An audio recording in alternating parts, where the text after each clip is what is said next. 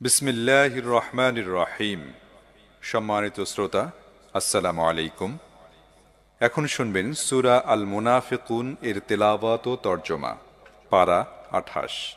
বিসমিল্লাহির রহমানির রহিম। إذا جاءك المنافقون قالوا نشهد إنك لرسول الله والله يعلم إنك لرسوله والله يشهد إن المنافقين لكاذبون اتخذوا أيمانهم جنة فصدوا عن سبيل الله إنهم ساء ما كانوا يعملون ذلك بأنهم آمنوا ثم كفروا فطبع على قلوبهم فهم لا يفقهون বিসমিল্লাহির রহমানির রহিম। হে নবী, এ মুনাফিকরা যখন তোমার কাছে আসে তখন বলে, আমরা সাক্ষ্য দিচ্ছি যে আপনি অবশ্যই আল্লাহর রাসূল। আল্লাহ জানেন তুমি অবশ্যই তাঁর রাসূল। কিন্তু আল্লাহ সাক্ষ্য দিচ্ছেন যে মুনাফিকরা অবশ্যই মিথ্যাবাদী। তারা নিজেদের শপথসমূহকে ঢাল বানিয়ে রেখেছে। এভাবে তারা নিজের আল্লাহর পথ থেকে বিরত থাকছে এবং অন্যদেরও বিরত রাখছে।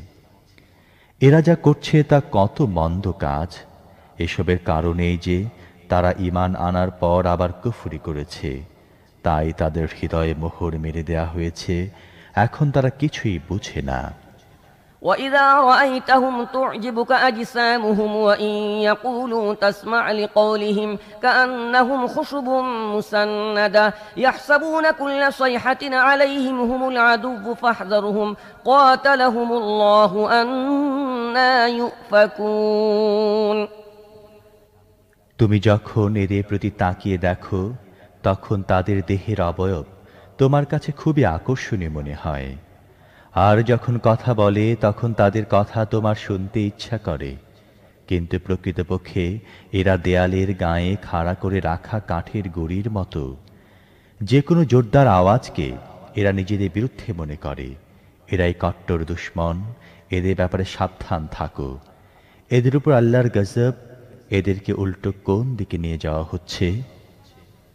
وَإِذَا قِيلَ لَهُمْ تَعَالَوْا يَسْتَغْفِرْ لَكُمْ رَسُولُ اللَّهِ لَوَّوْا رُءُوسَهُمْ وَرَأَيْتَهُمْ يَصُدُّونَ وَهُمْ مُسْتَكْبِرُونَ سَوَاءٌ عَلَيْهِمْ أَسْتَغْفَرْتَ لَهُمْ أَمْ لَمْ تَسْتَغْفِرْ لَهُمْ لَن يَغْفِرَ اللَّهُ لَهُمْ إِنَّ اللَّهَ لَا يَهْدِي الْقَوْمَ الْفَاسِقِينَ যখন তাদের বলা হয়, এসো আল্লাহর রাসূল যাতে তোমাদের মাগফিরাতের জন্য দোয়া করেন, তখন তারা মাথা ঝাঁকুনি দেয়। আর তুমি দেখবে যে তারা অহমিকা ভরে আসতে বিরত থাকে। হে নবী, তুমি তাদের জন্য মাগফিরাতের দোয়া করো বা না করো, উভয় অবস্থায় তাদের জন্য সমান। আল্লাহ কখনো তাদের মাফ করবেন না। আল্লাহ ফাসিকদের কখনো হিদায়াত দান করেন না।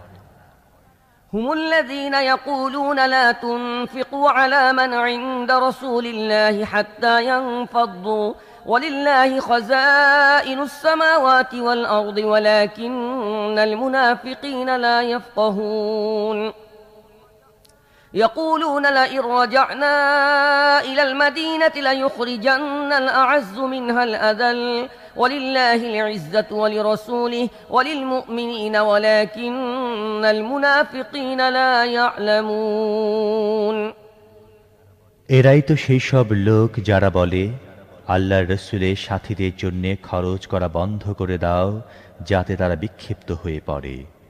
অথচ আসমান ও জমিনের সমস্ত ধনভাণ্ডারের মালিকানা একমাত্র আল্লাহর।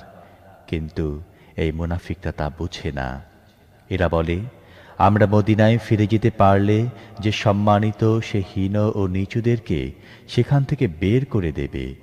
অথচ সম্মান ও মর্যাদা তো কেবল আল্লাহ, তার রাসূল ও মুমিনদের জন্যে। কিন্তু এসব মুনাফিক তা জানে না।